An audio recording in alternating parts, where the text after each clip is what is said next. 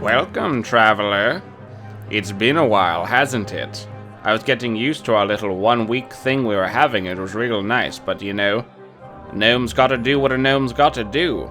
I hope you enjoyed the last time I spun my tale of how the heroes were to meet. Now, our brave heroes are traveling to the town of Geldspar, where they shall help these farmers with a war of their own. Let me tell you the tale of the hunt, Part 1. Hey, my name's Robert, and I'm playing MZ, the Githyanki Ranger, and he is first level. Hi, my name is Humberto. I'm playing Borodon, the Dwarf Cleric, level 1.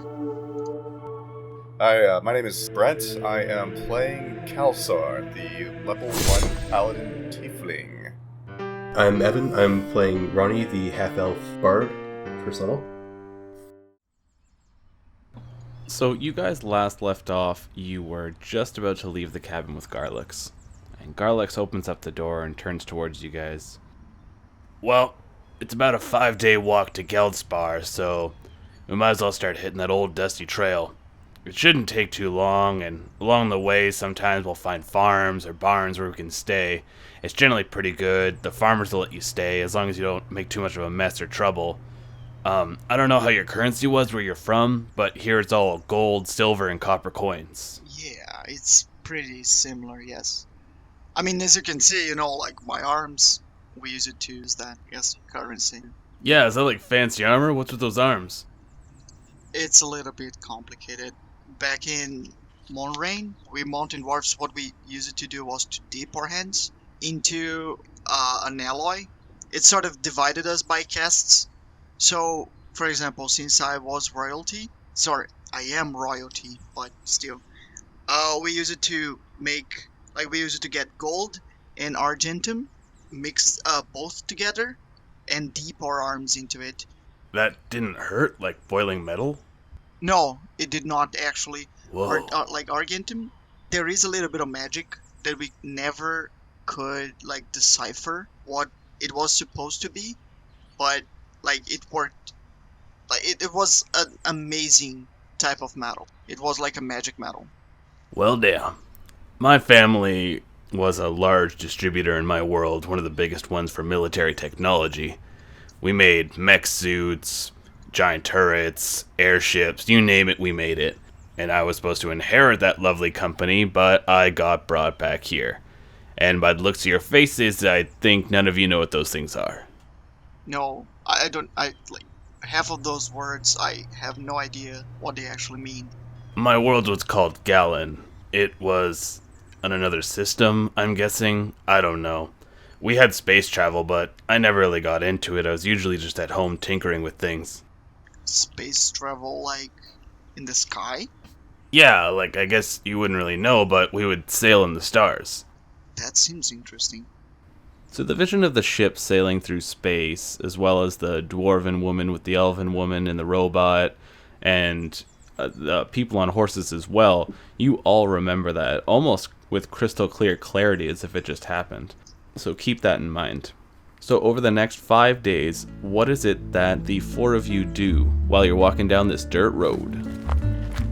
I'm mostly taking in everything. Like I said, everything is new to me, so every little new thing that I come across, I tend to get a little bit engrossed in it. I'm just distracting myself by summoning these instruments out of my hands and just constantly playing. 5 days playing. You see, when Ronnie's summoning all these things, just the natural elements are coming together and forming these instruments for him, regardless of where he is. Yeah, maracas. Okay, so could you please, don't do that? Seriously? Because you may attract attention, and we are sort of trying to run away from whatever those creatures were. MZ, what were you doing? I'm kind of doing the same thing as Ronnie. I'm opening my hand up, and my blade's coming out, and then it's going back in. And then I'm taking it out, just understanding it. When you're summoning these assortment of weapons, you can actually see the blood flow through the weapon up to the tip of it, and then it flows all the way back down into your hand. Oh, okay. As for now, you can summon any weapon that you're proficient in and familiar with, but any kind of weapon that you might have just heard of or that you don't really know how to use, your body isn't summoning it.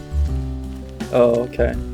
So while you guys are going along, Kelsar is excited by butterflies, deer, and all things that you all took for granted, and you walk for 5 days.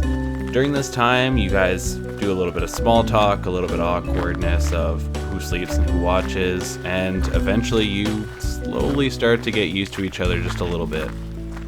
During this time, Garlix tries to talk to you about a few of the customs in this world that he's managed to pick up, trying to get you a little more used to things, and you eventually start making it to these farmer fields. You continue on for a little bit, leading you up a hill, and as you come over the hill, you see a small, quaint village of roughly 30 houses. The farmer fields that you've been passing for the past hour must belong to these people, and from where you are, you can see what looks to be an inn, another building with a tall smokestack that seems to be a blacksmith, and you can just hear that hammering away that confirms this. A pale white human jogs towards you wearing strange armors with bones attached to it and carrying a staff while he's desperately waving at you. Should we approach him? Yeah. I think yes. We should just approach. Yeah. Is he like an albino or something? From what I gather, everyone in this world looks like that. It was a side effect of experimenting with merging his world and the ethereal realm, and I think they succeeded. And Aiden finally gets up to you guys, and he's absolutely winded. Ugh. Oh, hail, brothers. I sensed you from way back there. Thank the gods that you're all here. Oh, it's been crazy here. These people, they've been getting attacked from all angles. There's goblins attacking them. There's some strange, evil, invisible creature, and some people even said they saw a mind flare. What? Where? I'm not too sure. I just got here and started setting up, Who said that they saw that? some of the merchants. They're over at the tavern, right over there. And he points over to a tavern, and you see some horses stabled outside. I start going to the inn. I heard of this mind flayer creature in my training. What does this mean to you? Well, it's strange if the creature is actually here, because they're subterranean and they seldom come up to the surface. And that guy who just walked away, his people are actually in an eternal war with them. There was some bad stuff that went on. And there's also this invisible creature that's going on, and I think it's actually tied to us. I am under suspicion that it's one of our members who died one too many times. Yeah, I've heard it from Garlex. So MZ is not among us anymore? So he just left? Yeah, he started walking towards the inn at a pretty brisk pace. Okay, so I just try to get to him and ask him, where are you going? Are we supposed to be, like, together? We have to go to the inn and find where this mind flare is. Okay, in Mind Flare, great. But I really think we should stick together, regardless. MC, why are you so keen on meeting this mind flayer? They have to be eliminated. So Garlix is staying back, and he's just chatting with Aoden, trying to get as much intel as he can. And he turns towards you, Ronnie, and says, Ronnie, I'll sit here and talk to Aoden, it's fine. You should probably go catch up with the rest of them. Okay, I'm running right now. Alright, so you catch up to them pretty quickly, and as soon as you guys make it into the tavern called the Merchant's Retreat, you see that this is picturesque for what you would think a small town tavern would look like. There's a few tables set up near a roaring fireplace and a bar on the left wall with a door leading to the kitchen. A set of stairs are at the far wall leading to the second floor where it looks like a majority of rooms are situated that people can stay at. This tavern is filled with many tired, sad-looking farmers who are looking down at their mugs and talking in quiet voices. Not secretive, but from what it seems just exhausted. They glance up at you guys as you walk in and then just look back down. As soon as I walk in there, I'm just like, which one of you knows of the Illithid? The barkeep turns towards you and says, I think it was those gnomes over there. Those 3 gnomes and a dwarf. I go over to them. Where's the Illithid? So you march right up to them, and you see they were just in the middle of conversation. They all turn towards you. The one dwarf who's sitting with them is in a set of full plate armor with a battle axe on his back, and he sits up a little bit. Oh, hey. Yeah, you're looking for the Illithid? Yeah, we saw him about 2 days ago. It was just near the forest that's surrounding the town, and he looked like he was heavily wounded. Lead me to where you saw it. Sure, but could we do it tomorrow? We have to go now. Why now? Why are you so jumpy when it comes to this mind flayer thing? These creatures have enslaved my people for years. It's their turn to feel the pain now. We have to eliminate them. They probably have something to do with all of this. Maybe or maybe not. What makes you so sure? Yeah. And also, like, I don't have any armor. You know, I mean, we can just like get here and go jump into another thing. We really need to prepare. Borodon has a point too. We need time to prepare. Ronnie, much to your relief, you actually see they're pouring ale at the counter. I'm actually gonna go and try and talk to the manager, see if he needs some entertainment around here.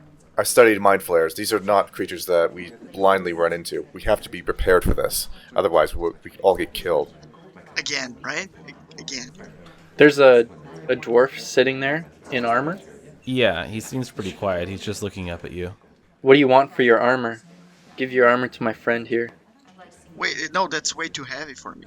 This armor ain't for sale. It belonged to my family back in mid Nor. Gonna try and charm that guy. Oh, what? Jeez. Charm the pants right off him. All right, Ronnie. That's what I'm talking about. So he needs to make a contested will versus your save. Wait. Before you guys try to strip this guy, up, Too late. is it like a heavy armor? Oh, hell yeah. Yeah, so it's like a super heavy armor and I'm a cleric, right? I can use up to medium armor. So, okay, you can have this guy, we can have this like armor, which only I would be able to use due to the stature, but still I wouldn't be able to use it. Can anyone on the team wear heavy armor, though? We could just swap out. Well, it's sized for a dwarf. Yeah, right. it's a dwarven It's armor. dwarven size, and I can wear heavy armor, but I can't wear dwarven armor. If you're looking for armor, why don't you go talk to the blacksmith? I ain't selling mine. It would look like a tank top. Yeah, You know. I'm over 6 feet tall. A metallic tank top, okay? Yeah. Damn, you'd look good for once. Watch it, Ronnie. Well, the dwarf refuses to sell his armor, and the gnomes once more turn towards you. Listen, we want to help you find this mind flare. We hate mind flares too, and we'll totally lead you to the spot, but it's starting to dip towards evening, and there is a creature that just runs around invisible killing people at night. What creature? Well, that's the thing. We didn't believe this at first either because it's weird, and so we come into town. It's nighttime, probably around 10 o'clock, and these farmers are all geared up. They got all their weapons ready to go fight the goblins, and they start heading out of town. And suddenly, one of their throats just gets torn open, and then this creature, whatever it is, just goes to town, and we can't even see it. And I am very knowledgeable in the arcane, and I do not think that is some common everyday spell. Did any of the farmers survive this attack? No, but some of the families of those people are still in town, and as well as you could ask the people who are keeping watch, I'm sure someone's seen something. It might be worth talking to them. We could gather more information. I bet you the mind flare's behind this. So, is the mind flayer invisible as well? I mean, it's possible, but from what I know, mind flayers don't really like using the arcane. They rely more on psionic nature. So that's what I'm saying. So if people were being slain, and you guys couldn't find who was doing it, maybe it wasn't the mind flayer. I don't understand why you're trying to protect this mind flare. It's clearly behind what's going on here. I'm trying to protect ourselves. A mind flare is spotted around this town and bad things start happening. No. We don't go there. First of all, we were fighting some crazy ass stuff. Mutated whatever. Well, you saw it. It's not like the mind flayer is like the core evil of it. Like the mind flayer was just almost dead, as this guy said. So it may be a problem, I agree. We can kill it, sure. I'm totally fine in decimating other races, fine, but we need to prepare first. That's all I'm saying. I'm just saying that let's be sure what we're looking for, and let's be sure to be prepared before heading into the danger. Borodon is right. We can't just aimlessly run into battle without knowing what's in store. Who are you people? We are sort of like dead guys. just hanging out together. Yeah, that's who we are. We're not like the dead gang. Do any of you speak Gnomish? Nope. Let me see. I speak Undercommon. I speak Dwarvish. Maybe it's similar. So you see the gnome, he turns quickly towards the other gnomes, and they're all speaking very rapidly. And you don't know what they're saying, but you see that look on their face, clear as day, saying, "This is why we don't go to small towns." Okay, listen. I hate Mind Flare just as much as anyone else. They eat my people too, and it's terrible. And I want to help you. I will take you to that spot. I will show you where the footprints are, but I just can't go at night when this creature is out there ripping people's heads off and we can't even see it. Fine. In the morning we will go and figure this out. And then I sit at the bar and I take a shot of whatever's sitting there. Yeah, the barkeep will pour something up. And I'm just stewing. So, MZ, a quick question. Can you actually track this creature? Absolutely. So, what are you? Well, I am a ranger. Well, that's more reassuring. And I say that I specialize in tracking and killing mind flares, or aberrations. So it wouldn't hurt, right? If we waited maybe 10 more hours? And we can just go into danger and kill this creature? When he says wait 10 more hours, I take another shot. Well, Can I go and see, talk to the guards, maybe gather some more information? Definitely. Roll me a investigation. 18 plus 3, 21. Okay, so we're just going to do this in turns. I'm just going to start off with Kelsar, and then I'll go through and see what each of you are doing. So Kelsar, you start walking around this small town, and you come across these farmers that are standing guard on near the outskirts. They're all standing there with weapons that are just farm tools that have been remade into something deadly. And you go up to them and you start asking them questions like, "This, where was this creature seen? What can it do?" "Well, howdy. Yeah, so them gerbilins, they've been attacking us for, well, a couple days now. And honestly, I feel like these gerbilins are just in between a rock and a hard place. They usually are pretty kind. We just gotta make sure they're not gonna be poisoning the well and such. As for this creature, it's been a little strange. People say when they go to fight it, or whatever near it, they think that they can actually hear voices of people that they used to know. Seems like it's related to the creatures we were fighting the other day. Now, I don't like to say this too loudly, but them goblins got themselves a clear-headed leader. His name's Grog, and honestly, I think the only reason he's coming out here and fighting us is because that creature. But the mayor ain't gonna listen. Already tried talking to him, yes sir. Maybe we can take care of the creature and maybe reach some sort of deal with the goblins. Maybe they'll leave you alone, and then you leave them alone. I think that'd be best. We never bothered them before, and they never bothered us. If anything, they scared things away. So this creature is tied to this chaos that's going on.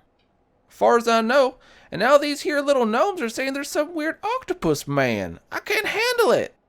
Maybe it's not the Mind Flayer either. It's gotta be this creature. Well, that spooky creature was here before that octopus man was. Thank you. What's your name? My name is Kalsar of the Silver Shield. Well, I'm Steve. And he shakes your hand. Thank you, Steve. We'll do whatever we can to end this madness. I thank you. Thank you for your time.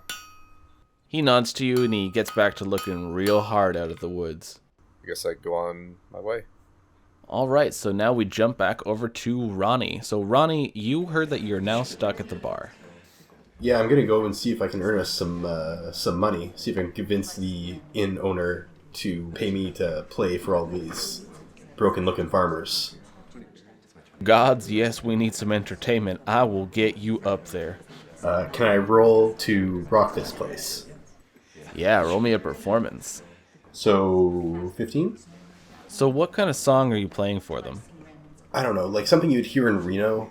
Like a really shitty cover of like a Dean Martin or like a Wayne Newton song or something like that. Well, these people have never heard this before. Then it's my own original tune. Please do not steal. So as you start laying out this sweet melody, the people start looking up from their drinks. Well, I'll be. He just made something out of wood out of nowhere, and it's playing such a beautiful melody. And you're up there, and your pompadour's glistening and standing up, even though you don't have any hairspray at the moment, and your platform shoes are keeping you nice and tall, and I guess you're still wearing that sequin jumpsuit, aren't you? Yeah, sequin spandex. I was on TV. I had to look good. The people are listening to this, and they're talking amongst themselves. I've never seen fancy clothes like that before. Where do you figure he got them from? And Steve comes in, finishing his shift and putting his pitchfork at the wall. Why, I've never seen something so beautiful in my life. Where'd you get them clothes? I made them myself. Did you actually? I'm gonna assume so. I have, whatever disguise kit. Oh yeah, I forgot. You're like this perfect disguise artist tailor. Okay, so more and more people are coming into the inn while you're jamming out, and they're just really getting into it. You can tell they needed this. They're getting up there, they're pushing the tables off to the side, and everybody's just getting in and dancing and just having a great time. You actually managed to rack up about 11 silver from these happy farmers, which is quite a bit from them. Is that like enough that I can go to that blacksmith and we can buy Humberto some armor? Ronnie, that was amazing. Oh, thanks. Yeah, it was really good. Awkward, but good. Never heard that kind of music before. It just really, really touched my heart. It was amazing. MZ, what are you doing while all this is going on? I'm having a few drinks, and I'm sitting there just tapping my nails on the bar, and I'm keeping an eye on these gnomes, because these gnomes know where the mind flare is. Yeah, they don't seem to be going anywhere. They went upstairs briefly, they came back down with a couple chests, and seemed to be just sorting through inventory. Yeah, I'm watching them. And if they look at me, I'm like, I don't look away. I'm just staring. Roll me a Constitution saving throw for sitting there drinking. 18 altogether. Okay, yeah, you're feeling alright. It's kind of helping you relax a little bit, but you're just so damn impatient you want to get out there right now. Can I maybe sit beside MZ? Yeah. Hey, what are you drinking though? I don't know. Just a cheap whiskey. Yeah, cheap whiskey, I guess. Never tried whiskey before. Mind? I give him my shot. Yeah, thanks. Halsard, you get that sweet, sweet taste of gasoline mixed with a little bit of garbage, and it burns. Ah! Oh man! Oh! Is it divine? This is. Oh! How do you drink this? Oh my god! I'm sweating. Oh, that's strong. The people in the crowd are just enjoying this. They all see Kalsar, this really big tiefling sitting in armor, slam back this whiskey and just start coughing up a lung. And they are just clapping you on the back. Don't you worry, you'll get used to it. Oh. After he takes his shot, I just say to him, What happened with you and the White Stone? It all feels like it was yesterday. I was greeted by this mysterious cloaked figure. I remember seeing like another world, putting my hand into this dimension and feeling this white stone. But it was something that I could not comprehend, this new feeling of warmth and joy. But fortunately, in the end, it ended up being my downfall for myself and for a lot of people that I cared about. It brought him into this world. This monster, ghoulish one. He killed so many of my loved ones. So many dead bodies, twisted and deformed. Yet, when I saw him, the one that caused this, I knew that I had to do everything I can to stop him. If I ever see him, I'll make sure that my face is the last face he ever sees. While this is happening and he's saying all of this, his eyes start glowing a brighter and brighter cyan blue to the point where it looks like flames are licking out of his eyes. I'll never forget him. And I'll never forgive him for what he done. That's how I feel about the mind flares. And then, boom, I take another shot. What's your connection to this white stone? I was hunting mind flares with my friend Zin and 3 other companions. They disappeared. Zin wasn't able to remember, and something horrific happened once we were deep in the tunnels. We were fighting a mind flare, and Zin got hurt really bad. I tried to counter the mind flare, but it was faster than me. Zin pulled out this white stone and accepted some deal, sharing his body. Something horrific happened. Zin changed. He transformed. It wasn't him anymore. It twisted and changed him. He ended up killing me. Did he become a mind flayer in the end? No. I understand your hatred then. I'm sorry about your friend. I hope what happened. We'll work together to put an end to this. Take another shot with me. I'll take another shot, and then we'll clink our shot glasses together. Yeah. That takes some getting used to. Borodon, while this is happening, what are you doing? It's about, I'd say, 5 o'clock. Good question. Because what I would do is I will just go to the armorsmith. Yeah, you can hear them pretty easy. The hammers are clanging away in the distance. Yeah, but I ain't got no money, which is extremely awkward to a person who is used to royalty. I'll probably have like some sort of rings, like on my hand. Yeah, we'll say you can have your signet ring. Yeah, so it's probably is worth something. Okay, so I'll just go to the blacksmith. I just tell the group. So guys, since you guys are just like wasting money drinking cheap liquor, I'll just go to the blacksmith, get me something. Since we're going to fight those mind flayers, I'd better be prepared. Okay, so as you step outside, you actually almost bump into Garlix, who just got into town. So I just nod to him. Oh, you heading up, Borodon? Where are you going? I need to buy myself some armor. Seems like we're going to hunt a mind flayer. Ah, I see. Do you have any concerns about that? Because I don't know what a mind flayer is. I don't really know either. I think that Gith guy MZ would know more. Yeah, he seems obsessed with it. Yeah, that makes sense. Aiden was telling me that his people were enslaved by those creatures or something. But I have some money for you. We were given a little bit of funds to get you any necessary provisions, like this, for instance. Just give me a second. And he starts ruffling through his bag, and he comes up with a small coin purse of 25 gold, and he hands it over to you. Well, that should give you something. Yeah. Okay, thank you. I'll just spend, and I'll just give you the change. Ah, keep it. I was supposed to use it on you guys anyways. Okay, thank you. So he goes back on inside. So wait, this 25 gold is for all of us, or just for me? Because I don't know if I know how to spend. I don't think you ever really went out to buy yourself anything, have you? Exactly, like I have infinite amount of money. That's exactly what's going to happen. I'm just going to go there and spend a lot of money, and I won't care. Okay, so that's what I'll do. Alright, so you start walking away with this thing of gold thinking, I don't know what I'm doing with this. And you get up to the smithy. So it's just on the other side of town, and you follow the clanging to this open area where it's a raised platform. You see a forge and this older man working away at it. His balding head and gray hair show that he must have been doing this for quite a long time, and he looks like he should be past retirement. He is surrounded by different farm implements that have been either turned into tools or in a pile that are waiting to be turned into weapons. And he looks very tired and overworked. Without even glancing your way, he says, Hello, traveler. I'm a little backed up right now, as you can see. Well, I need some armor. Would you have a scale mail?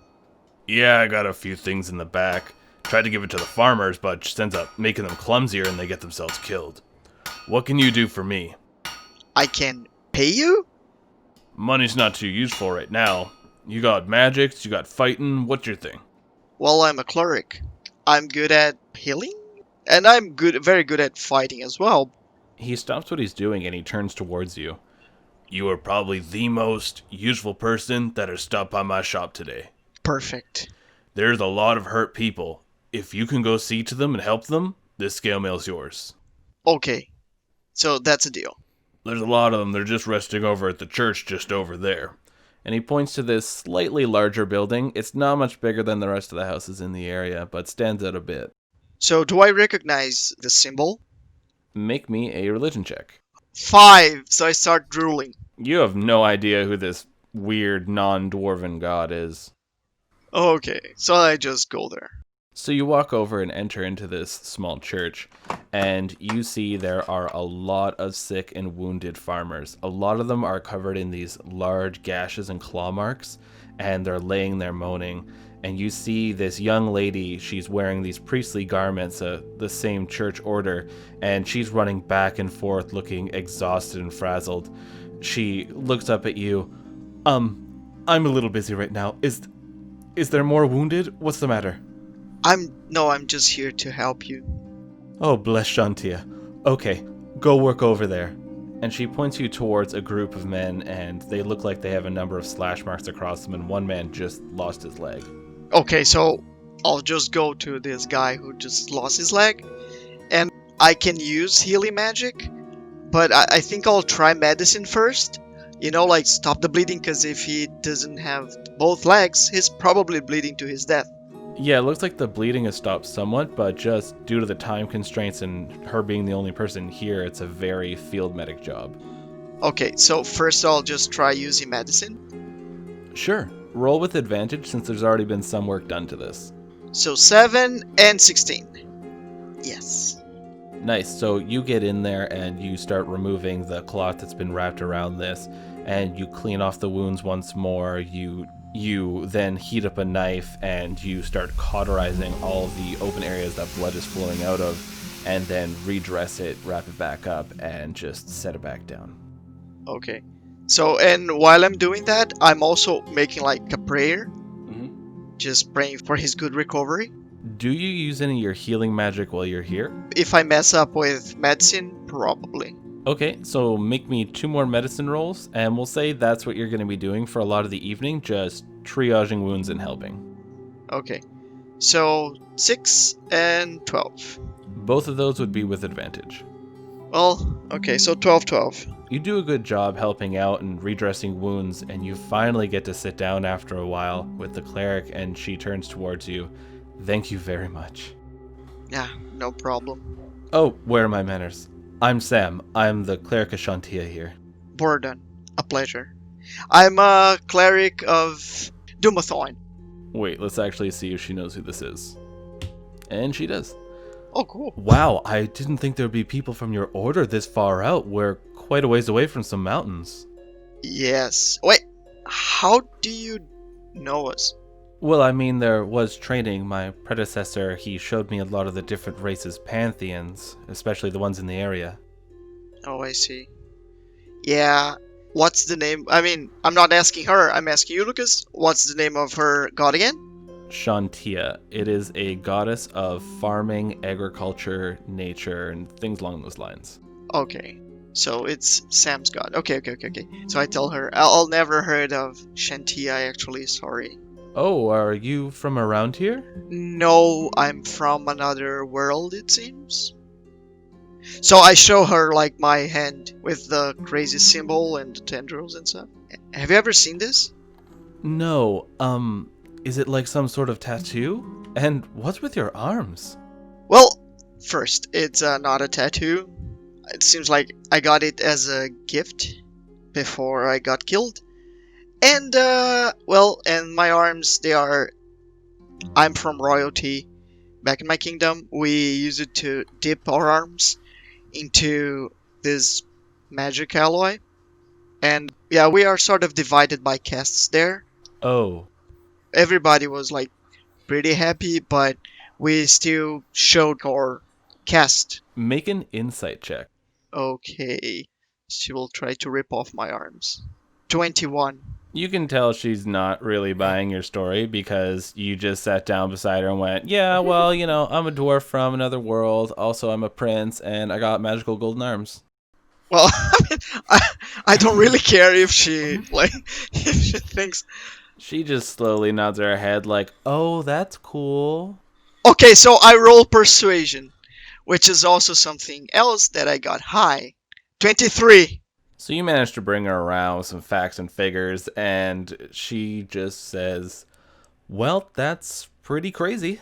I mean, I guess it's not as crazy as an invisible monster running around and cutting people's heads off, and suddenly this mind flare showing up, and they're only supposed to live underground. But, well, hey, but feel free to stay if you want, or keep working. I'm just really wiped out. I need to get some rest. Okay, I can do that. I'll just help these people. All right, Borodon, so that's probably going to be what you're doing for the rest of this evening, is just cleaning up and getting yourself situated. For the rest of you guys, what are you doing over at the tavern? Like, what time is it? It's about 7 or 8 o'clock. I'm going out for a smoke. I'm starting to feel the whiskey a little bit. Yeah, why don't you go ahead and roll a Constitution saving throw? Ah, shit. 7. Oh, wow, this red drink is, I've never drank the drinking thing before. It's something new. MZ, are you still drinking? And Ronnie, would you have started? Yeah, I'm drinking with Geldspar. As we're drinking, I'm just going on and on and on about how the mind flayers enslaved us, and then we broke free, and just telling them everything of my people's past, and just constantly going on about mind flayers. And it's just to the point where maybe he, even if he is drunk, I don't know, maybe he can tell that it's an obsession. These mind flayers, they sound like bad guys. And I don't know if I like them or not. But you know what? I think I like you now. Like you! And I think we could be friends. I fall off my table. And just, like, we have to watch the gnomes right now. The gnomes know where the mind flare was, and they may know where it is now. We have to keep an eye on them. And I look back over at those gnomes. Yeah, they're still there, but they glance at you every so often and then quickly talk to each other and look back down because you've just been staring so intensely at them all evening. I'm on the floor. I'm like, hi, dogs. Hi. Hey, I'm enjoying this funny drink you guys have. They quickly go back to speaking Gnomish. Ronnie, while you're outside, I guess you have a lighter on you? I assume there's some kind of torches around lighting up the front of the inn. Oh, yeah. I was just going to say, I assume you have a Bic lighter or something slipped into the pack, but that works. I just have to go off the land. You turn on the toaster and just shove it in there. Yeah. All right. So you're out there with your cigarette just puffing away, and you look over, and there's a few other people with their pipes doing the same thing. And one of the men look over at you. What's that there thing you got there, Sparkler Man? It's fancier one of what you got over there. I'll trade you. Give me one of them fancy things, and I'll give you some of this tobacco. All right. So he hands you some tobacco that you figure you can make some rollies out of this. And then he lights up the cigarette and takes a big drag. Oh, no, this ain't good. I feel like I would invest all my money from an addiction into this and just keep on going. I'm going to try and persuade him to buy another one for a silver piece. All right, roll it. 14? Okay. So he looks at you for a moment and says, all right, you got that silver tongue. I'll give you my money. So just as he's placing that silver coin in your hand and he's about to take the cigarette away from you, suddenly his throat is ripped open. Blood splatters all over your surprised face, your pompadour, and your sequin jumpsuit. His head topples off of his body as his body just collapses there, and people start screaming. The claws smash into the window and claw the side of the inn as everybody starts saying, "The monster's here! It's here! Run!" And everybody starts running for a door. I need initiative checks. 7. 6. 8. Yeah, I got 6 as well. Jesus Christ, you guys. Have my smoke. I'm drunk. I'm a dwarf. Seems to be like the only excuse that I have. You sure you can't see that high? Oh, sure, Alberto, play that race card. All right, Ronnie, what's your AC? Okay, so 13. Ronnie, the blood splattering on you and the farmer's head falling off his shoulders just left you in almost a state of shock. And you just catch out of the corner of your eyes this shimmer, something that's not quite fitting in with the rest of it. And you manage to lean back just in time as this claw comes in and it smashes the rest of the window and breaks down into the boards on the side of the inn. Ronnie, you see people running into the church, running into the blacksmith shop, running into the mayor's house. Everybody is fleeing as fast as they can. And some other people are running back into the inn. And the people from the inn, from where you are, Kelsar and MC, you see this glass shatter inwards and you hear this scrape against the wall. Bar fight? Make a perception. 14 altogether. You see that the glass had shattered inward. I'll walk over there and look out the window. When you walk over to the window, you look outside and you see a surprised-looking Ronnie with blood splattered on his face and a farmer's body on the ground with the head a few feet away from it. Oh shit. Swords out. Okay, I think that'll be your turn. You'll just be at that window. Yeah. Kelsar, it's your go. You are on the floor drunk. You heard the glass shatter and you heard Envy draw his blades. What's with all the noise? Oh man, I stand up and I draw my sword. There's someone dead out here. Hey, that guy's head's supposed to be attached to his body. That's not good. Kelsar, while you're drunk in combat, you are currently at disadvantage. So that works the same as advantage. You roll 2 dice. Instead, this time though, you take the lower one. Okay. Do you do anything else other than walk up and look out the window? Well, the monster's invisible. I'm trying to figure out how we can see it. Can I do like a perception check? Or an insight check, maybe? Sure. 18. Even with all this liquor in your brain, you're still able to recall the teachings from your masters as they had you memorize numerous different kinds of creatures and how to fight them. You remember when there was specifically one kind of creature that was invisible. They were teaching you their form is just filtering the light around them. What you need to do is throw something on them and their form should not be able to filter this new material. Okay, so I'm gonna see grabbing a torch and throwing it towards where that was. Yeah, you can grab a candle or something off one of the tables. There's no torches in the inside, just the outside, as well as the hearth fire. So I'm gonna grab that, and I'm gonna throw it at Source. Okay, roll with disadvantage. 5. So you take a deep breath and you throw this candle, but it just slaps against the wall and goes out. Fuck. So from Kelsar's amazing throw, Ronnie and Borodon, who has the higher dexterity modifier? Mine is +1. Yeah, mine's +2. Alright, so Ronnie, you go first. So what's near me? What can I actually, get to? So you're just outside the tavern right now. You see just slightly a bit away from you, there is a larger house. It looks a little fancier than the rest.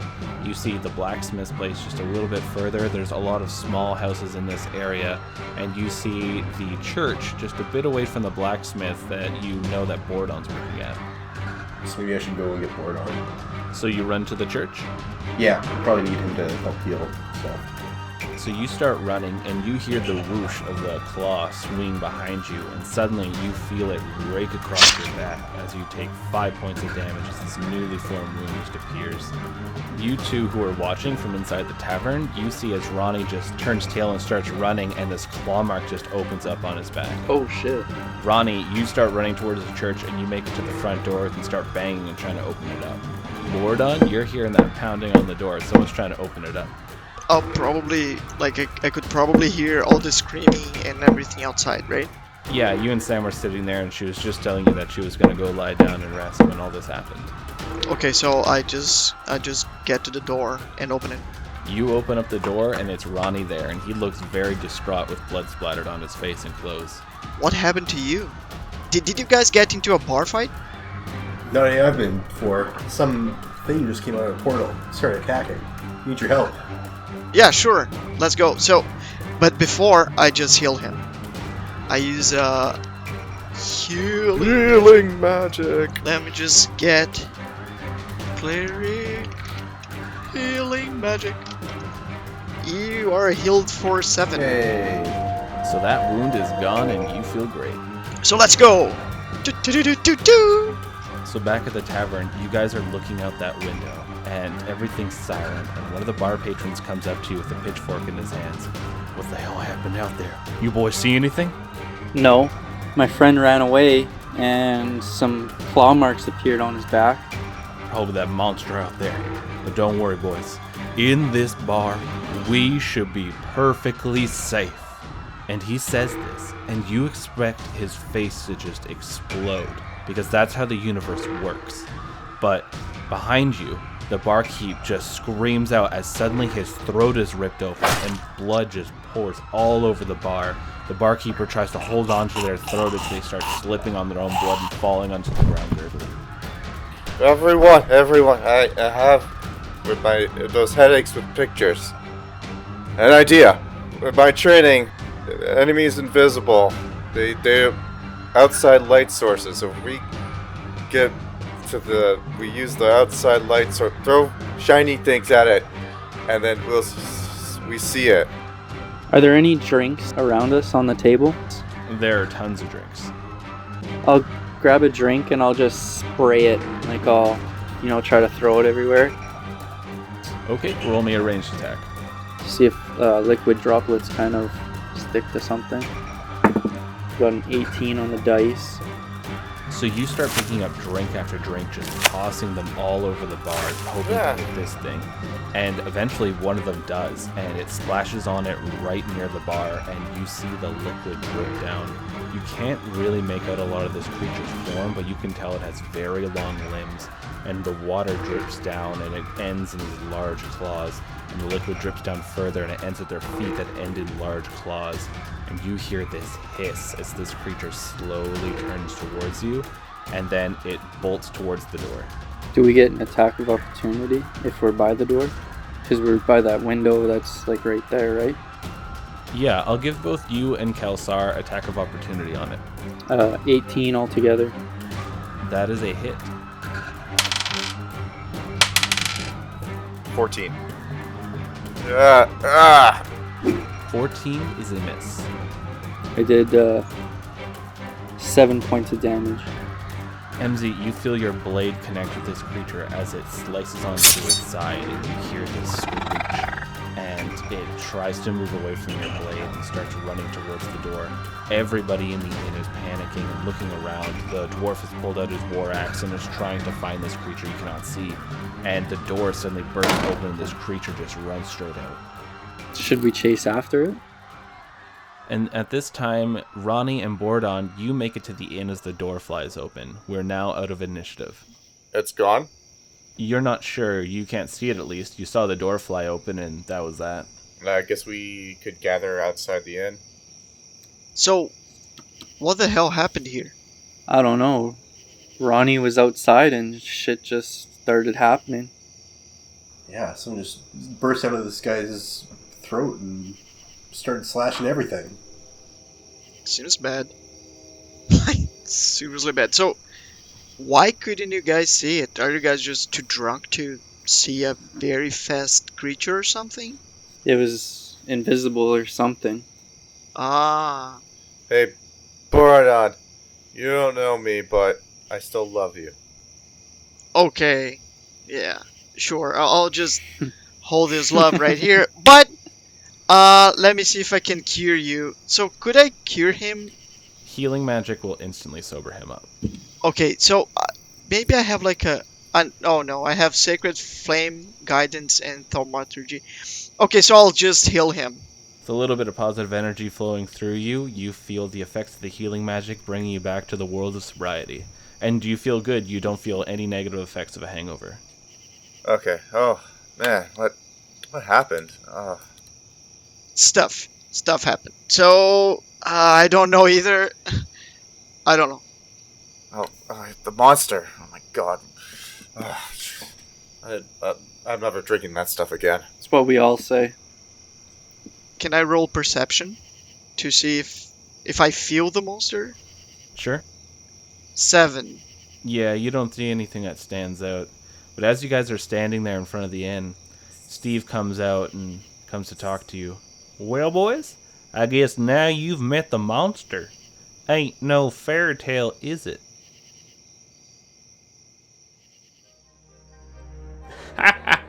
Who throws a candle? Oh, Geldspar, you crack me up with your mind things. Well, travelers, I hope you enjoyed today's tale.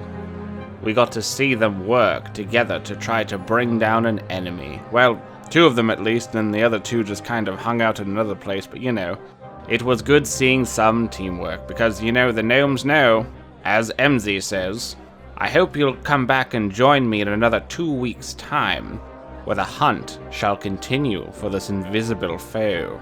Join me on Twitter, in the Nethersphere at Ballad 7 Dice, and find me on Facebook, or leave me one of those iTunes reviews that all the kids are talking about these days. I look forward to seeing you again, travelers. I bid you adieu.